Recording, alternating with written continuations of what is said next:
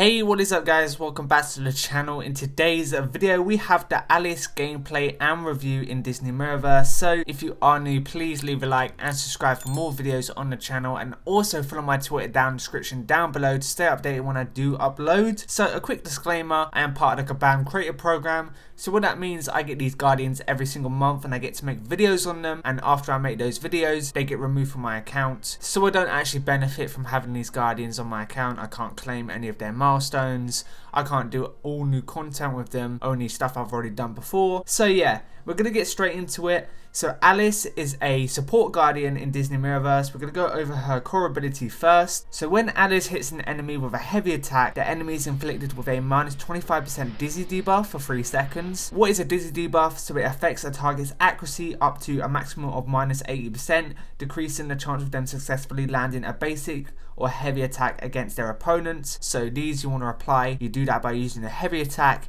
and all of your enemies will be missing you, and it goes up to 80%. So Alice resists 20% damage from enemies that are inflicted with a dizzy debuff. So once you have that dizzy debuff applied, you're going to be resisting 20% damage from all of those enemies that have the dizzy debuff applied to them. So moving on to the special ability. So Alice begins tea time. This effect lasts for 3 seconds. Whilst tea time is active, the following effects take place until tea time is over. So during this period, all allies heal 2% HP per second. Enemies are rooted. These are all enemies in the encounter.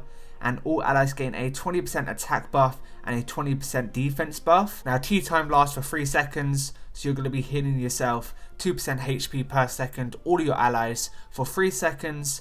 All of your enemies are rooted for 3 seconds, and then you gain the attack and defense buff for 3 seconds. This is really good as well, but it gets kind of OP towards the talents and also the special ability. And speaking of that, we're going to move on to the special ability now. So Alice activates tea time at the beginning of the encounter. Now this is very similar to Violet, where her signature ability allows her to activate the force field at the start of an encounter. So every time you go into a new room, you're just going to gain the tea time buff. Alice activates tea time at the beginning of a combat featuring a boss as well, and the attack and debuff granted at tea time is increased by additional 25%. The higher you get your signature ability, the higher the attack and defense buff will be. Now the best part about her talents are what make her so good. So we're going to move on to them now, and we're going to start with the first advanced one. So when tea time starts, Alice grants all allies 8.5% armor for each tank ally on her team. The duration of tea time is extended by 0.5 seconds, and this goes up to 3.5 seconds.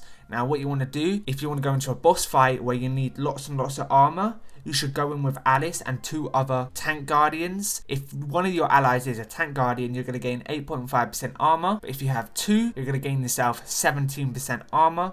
So this is the first advanced one, and there's a theme going along with this as we go down to the second advanced one. When tea time starts, Alice inflicts each enemy with a wound for each melee ally on their team, dealing 15% damage per second until tea time ends, and this can stack up twice if you have 2 melee guardians with Alice in the encounter. So the duration is also increased by 0.5% seconds. So yeah, you can see the theme going along. If you have both of your slots as melee guardians, you're just going to gain wounds, and you can actually mix these talents, so you can bring 1 melee guardian and 1 tank guardian. So when you activate tea time, you're going to inflict wounds on your enemies, and you're also going to gain armor. So moving on to the next advanced one. So when tea time starts, Alice grants a 25% focus buff to each ally for each ranged ally on her team until tea time ends, and the duration is extended by 0.5 seconds. So you're going to get some more focus buffs. And then moving on to your elite talent.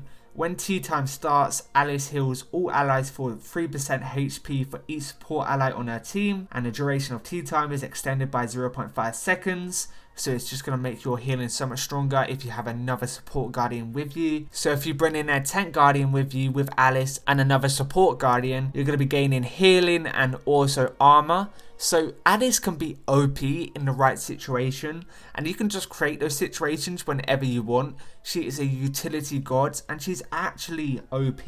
Now going over to the traits, Alice is medium, book smart, shapeshifting, stealthy, and gravity defying. Very disappointing in these traits. It's not really anything you can really use here. She has quite a few traits, but Nothing really you can use in the towers, so hopefully some new towers do come out soon. But my overall opinions on Alice, she is amazing. Now, those talents are just so OP, and you can just mix and match with your other allies. Overall, so far, from just testing her out, she is really, really good. If I have to rate her out of 10, currently, I would put her at a 9 out of 10. She's one of the best Guardians to come out this year so far. So we're going to get onto the gameplay now. I'm not actually going to talk. I'm just going to let you guys watch and just get a feel for her, how she feels in-game. Just no commentary. So thank you for watching, and I'll see you in the next one. Peace out.